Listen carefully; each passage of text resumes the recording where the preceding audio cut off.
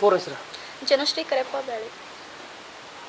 ಜನಶ್ರೀ ನಮ್ಮ ಔರಾದಿ ಹೈಸ್ಕೂಲ್ಗೆ ಬಂದಾಗ ಯಾವ ತರಗತಿಗೆ ಬಂದು? ನಾನು 8ನೇ ತರಗತಿಗೆ ಬಂದಿದ್ದೀನಿ. ಹೇಳ್ತಾರೆ 8ನೇ ತರಗತಿ. ಈ ಮುಂಚೆ ಪ್ರೈಮರಿ 1 to 4th ಬಿಸ್ನಾಳ್ ಸರ್ಕಾರ ಗೌರ್ಮೆಂಟ್ ಸ್ಕೂಲ್, ಆಮೇಲೆ 5th 6th ಇಲ್ಲೇ ಔರಾದಿ ಸ್ಕೂಲ್, ಆಮೇಲೆ 7th ಹುಕ್ಕೇರಿ ತಾಲೂಕು ಶಿರ್ಗಾಂವ್, ಆಮೇಲೆ 8th ಮತ್ತು ಔರಾದಿ. 8th ಬಂದ ನಂತರ ಏನಾದರೂ ಹೊಸದು ಅನಿಸ್ತೋ? ಇಲ್ಲ, ಹೊಸದೇನು ಅನಿಸ್ಲಿಲ್ಲ ನನಗೆ. ಮುಂಚಿತವಾಗ್ಲೂ ಇದ್ರಲ್ಲ ಫ್ರೆಂಡ್ಸ್, ಮೊದಲಿನ ಫ್ರೆಂಡ್ಸ್ ಇದ್ರು, ಟೀಚರ್ಸ್ ಗೊತ್ತಿದ್ದಾರೆ ಇದ್ರು, ಆಮೇಲೆ ಹೈಸ್ಕೂಲ್ ಟೀಚರ್ಸ್ ನಂಗೆ ಗೊತ್ತಿದ್ದಾರೆ ಇದ್ರಲ್ಲ, ಈಗ ಯಾವುದೇ ಪ್ರಾಬ್ಲಮ್ ಇಲ್ಲ. ಅಂದರೆ ನೀವು ಈಗ ಸೆಕೆಂಡ್ ರ್ಯಾಂಕ್ ಸೆಕೆಂಡ್ ರ್ಯಾಂಕ್ ಆಯಿತು.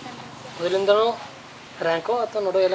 ಮೊದಲಿಂದ್ರು rank first rank sir. L K ಜಿಯಿಂದ ಫಸ್ಟ್ ರ್ಯಾಂಕ್, 10th ಬಂದೆ ಸೆಕೆಂಡ್ ರ್ಯಾಂಕ್. 10th ಬಂದು ಸೆಕೆಂಡ್ ರ್ಯಾಂಕ್. ಇಷ್ಟೆಲ್ಲ ರ್ಯಾಂಕ್ ಬರೋಕ್ಕೆ ಯಾರು ಪ್ರೋತ್ಸಾಹ? ನನಗೆ ಪಪ್ಪ ಮಮ್ಮಿ ಪ್ರೋತ್ಸಾಹ ಇತ್ತು ತುಂಬಾ. ಆಮೇಲೆ ಬ್ರದರ್ ಸಿಸ್ಟರ್ಸ್ ಪ್ರೋತ್ಸಾಹ ಕೊಡ್ತಿದ್ರು, ಆಮೇಲೆ ನನ್ನ ಫ್ರೆಂಡ್ಸ್ ಕೊಡ್ತಾಯಿದ್ರು, ಆಮೇಲೆ ಜಾಸ್ತಿ ನನ್ನ ಟೀಚರ್ಸ್ ಪ್ರೋತ್ಸಾಹ ಭಾಳ ಇತ್ತು ಸರ್. ಎಲ್ಲ ಟೀಚರ್ಸು ಭಾಳ ಪ್ರೋತ್ಸಾಹ ಕೊಡ್ತಿದ್ರು. ಪ್ರತಿಯೊಂದು ಯಾವುದೇ ನಂಗೆ ಓದಲಿಕ್ಕೆ ಯಾವ್ದು ಬೇಕು, ಪ್ರತಿಯೊಂದು ಮಟೀರಿಯಲ್ಸ್ ಆಗಲಿ, ನಂಗೆ ಯಾವುದೇ ಅರ್ಥ ಆಗಲಿಲ್ಲ ನಾವು ಕೇಳಿದಾಗ ಎನಿ ಟೈಮ್ ಹೋಗಿ ಕೇಳಿದ್ರು ಯಾವುದೂ ಇಲ್ಲ ಅಂತ ಹೇಳ್ತಿರಲಿಲ್ಲ. ಕಾಲ್ ಮಾಡಿ ಕೇಳಿದ್ರು ಕೂಡ ಹೇಳ್ತಾಯಿದ್ರು. ಹೀಗಾಗಿ ತುಂಬ ಪ್ರೋತ್ಸಾಹ ಕೊಡ್ತಾಯಿದ್ರು ಶಿಕ್ಷಕರು. ಸುಮಾರು 3-4 ಕಿಲೋಮೀಟರ್. 4 ಕಿಲೋಮೀಟರ್ ಆಗುತ್ತೆ ಸರ್. ಹೋಗೋದು ವ್ಯವಸ್ಥೆ ಇದ್ರೆ ಸರ್, ನನಗಿಂತ ಸೀನಿಯರ್ ಒಬ್ರು ಇದ್ದು, ಜೂನಿಯರ್ ಒಬ್ರು ಇತ್ತು, ಆಮೇಲೆ ನನ್ನ ಬ್ರದರ್ ಬರ್ತಾಯಿದ್ದೆ, ಸೈಕಲ್ ಮೇಲೆ ಹೋಗ್ತಾ ಇದ್ದೆ ಡೈಲಿ.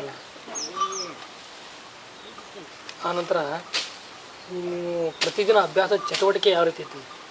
ನಾನು ಸ್ಕೂಲ್ ಬಿಟ್ಟು 5:30 ಬರ್ತಾಯಿದ್ದೆ ಸರ್. 6 ಗಂಟೆ ತನಕ ಕೂತಿದ್ದೆ. ಆಮೇಲೆ 6 ಗಂಟೆಯಿಂದ ನಂದು ಬರೆಯೋ ವರ್ಕ್ ಏನಿರುತ್ತಲ್ಲ, ಬರೆಯೋ ವರ್ಕನ್ನು ಸೀರಿಯಲ್ ನೋಡ್ತಾನೆ ಬರಿತಾ ಇದ್ದೆ. 9 ಗಂಟೆವರೆಗೆ ಇವೆಲ್ಲ ಬರೆಯೋ ವರ್ಕ್, ಡೈಲಿ ಪೇಜ್ ಆಯಿತು, ಆಮೇಲೆ ಪೇರ್ ಬಿಡಿಸೋದಾಯಿತು, ಏನೇ ವರ್ಕ್ ಇರಲಿ, ಎನಿ ವರ್ಕ್, ಅಸೈನ್ಮೆಂಟ್ಸ್ ಆಗಲಿ ಎಲ್ಲನೂ ಬರಿತಾ ಇದ್ದೆ. ಸೀರಿಯಲ್ ನೋಡ್ತಾನೆ 2 ಏಕಕಾಲಕ್ಕೆ ನಡೀತಾ ಇತ್ತು. ಆಮೇಲೆ 9 ಗಂಟೆಯಿಂದ ಆಮೇಲೆ ಊಟ ಮಾಡಿ, ಆಮೇಲೆ ಮತ್ತೆ ನಾನು ನೈಟ್ ಎಷ್ಟಾಗುತ್ತೆ, ಆ್ಯಕ್ಚುಲಿ ನಾನು ಜಾಸ್ತಿ ಆಗಬೇಕಂದ್ರೆ ಬೆಳಗ್ಗೆ ಜಾಸ್ತಿ ಹೇಳ್ತಿರಲಿಲ್ಲ, ನೈಟೇ ಎಷ್ಟಾದಷ್ಟು ಮಟ್ಟಿಗೆ 3 o'clock 4 o'clock ತನಕ ನೈಟ್ ಕುಂತೆ ನಾನು ಸ್ಟಡಿ ಮಾಡ್ತಾಯಿದ್ದೆ ಸರ್.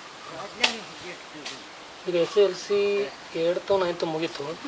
SSLC ಬಂದ ನಂತರ ಬೋರ್ಡ್ ಎಕ್ಸಾಮು ಅನ್ನುವಂಥ ಏನಾದರೂ ಹೆದರಿಕೆ ನಿಮ್ಮಲ್ಲಿ? ಅಂದರೆ ಹೆದರಿಕೆ ಅಂದರೆ ಮುಂಚಿತವಾಗಿತ್ತು. ನಾನು 9th ಇದ್ನಲ್ಲ, ಅವಾಗ ನನ್ನ ಸೀನಿಯರ್ಸ್ ನೋಡಿ ಅವಾಗ ಹೆದರಿಕೆ ಅನ್ನೋದಿತ್ತು ನನಗೆ. ಆಮೇಲೆ ನನ್ನ ಸೀನಿಯರ್ಸ್ ಎಲ್ಲ ಹೇಳ್ತಾಯಿದ್ರು, ಆಮೇಲೆ ನನ್ನ ಸಿಸ್ಟರ್ಸು ಸೀನಿಯರ್ಸ್ ಇದ್ರಲ್ಲ ಅವರು ಹೇಳ್ತಾರೆ ಯಾವುದೇ ರೀತಿ ಹೆದರಿಕೆ ಅನ್ನೋದಿರಲಿಲ್ಲ, ಕರೆಕ್ಟ್ ಇರುತ್ತೆ, ನಾವು ಸರಿಯಾಗಿ ಓದಿದ್ದೀವಪ್ಪ ಅಂದರೆ ಯಾವುದೇ ರೀತಿ ತೊಂದರೆ ಆಗೋದಿಲ್ಲ ಅಂತ ನನ್ನ ಟೀಚರ್ಸು. ಆಮೇಲೆ ನೀವು ಹೆದರಿಕೆ ಅನ್ನೋದು ಇಟ್ಕೊಬೇಡಿ, ಟೆನ್ಷನ್ ಮಾಡ್ಕೊಂಡಿದ್ರಿಪ್ಪ ಅಂದರೆ ಬರುವಂಥ ಆನ್ಸರ್ಸ್ ಕೂಡ ನಿಮ್ಗೆ ನೆನಪಾಗಲ್ಲ. ಎಷ್ಟೇ ಓದಿ ಪರ್ಫೆಕ್ಟಾಗಿ ಓದ್ರಿ, ಆಮೇಲೆ ಟೆನ್ಷನ್ ಹೊಟ್ಟೆ ಮಾಡ್ಕೋಬೇಡ್ರಿ ಅಂತ ಹೇಳ್ತಾಯಿದ್ರು. ಅದಕ್ಕೆ ಆ ಕಾರಣದಿಂದಾಗಿ ನಾನು ಹೊಟ್ಟೆ ಟೆನ್ಷನ್ ಮಾಡ್ಕೋತಿರ್ಲಿಲ್ಲ.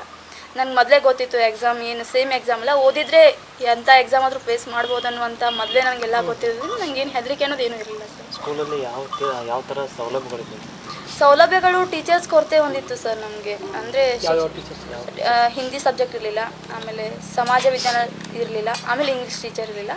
ಆದರೂ ನಮಗೆ ಇಂಗ್ಲೀಷ್ ಹೇಳಲಿಕ್ಕೆ ಜಯಶ್ರೀ ಮೇಡಮ್ ಅಂತ ಒಂದು 4 months ಬಂದರು. ಅವರು ಒಂದೊಂದು ವಾರದಾಗ 1-2 ಪೀರಿಯಡ್ ತೊಗೊಂಡು ಕನ್ನಡ ಮೀಡಿಯಮ್ ಹೇಳ್ತಾರಲ್ಲ, ಅವ್ರು ಬಂದು ಇದು ಮಾಡಿದರು. ಆಮೇಲೆ ನ್ಯಾಮ್ಗೌಡ್ ಸರ್ ಅಂತ ನಮ್ಗೆ 9th ಟೀಚ್ ಮಾಡ್ತಾಯಿದ್ರು, ಅವರು ಕೂಡ ಬಂದಿದ್ರು ಸರ್. ಬಂದೆ ಅವರು 3 ತಿಂಗಳಿತ್ತು, ಅವಾಗ ಸ್ವಲ್ಪ ಲೆಸನ್ಸ್ ಕವರ್ ಮಾಡಿದರು. ಆಮೇಲೆ KP ಡೋಣಿ ಸರ್ ಅಂತ ಅವರು ನಮ್ಗೆ 8th 9th ಸಮಾಜ ವಿಜ್ಞಾನ ಬೋಧನೆ ಮಾಡಿದರು. ಆ ಟೀಚರು ಬಂದು ನಮ್ಗೆ ಹೆಲ್ಪ್ ಮಾಡಿದರು. ಅವ್ರು ಯಾವ ರೀತಿಪ್ಪ ಅಂತಂದ್ರೆ, ಈ ಅಷ್ಟು ಲೆಸನ್ಸ್ನು ಇವಾಗ ಕವರ್ ಮಾಡೋಕ್ಕೆ, ಅಂದರೆ ಸಮಾಜ ವಿಜ್ಞಾನ ಅಂದರೆ ತುಂಬ ಹೆವಿ ಇರುತ್ತಲ್ಲ, ಲೆಸನ್ಸ್ ಭಾಳ ಹೆವಿ ಇರುತ್ತೆ, ಅದಕ್ಕೆ ನಮ್ಗೆ ಮಾಡೋಕ್ಕಾಗಲ್ಲ. ಆದಷ್ಟು ಮಟ್ಟಿಗೆ ಪ್ರಯತ್ನ ಮಾಡ್ತೀನಿ ಮಾಡಲಿಕ್ಕೆ, 3 ತಿಂಗಳು ಆಗಲ್ಲ. ಆದರೂ ನೀವು ಪ್ರಿವಿಯಸ್ ಕ್ವಶನ್ ಪೇಪರ್ ಬಿಡಿಸಿದ್ದೆ ಆತಂದ್ರೆ ಕ್ವಶನ್ಸ್ ಅವೇ ರಿಪೀಟ್ ಹೊಳ್ಳೊಳ್ಳೆ ಅದೇ ಆಗ್ತಿರ್ತಾವೆ.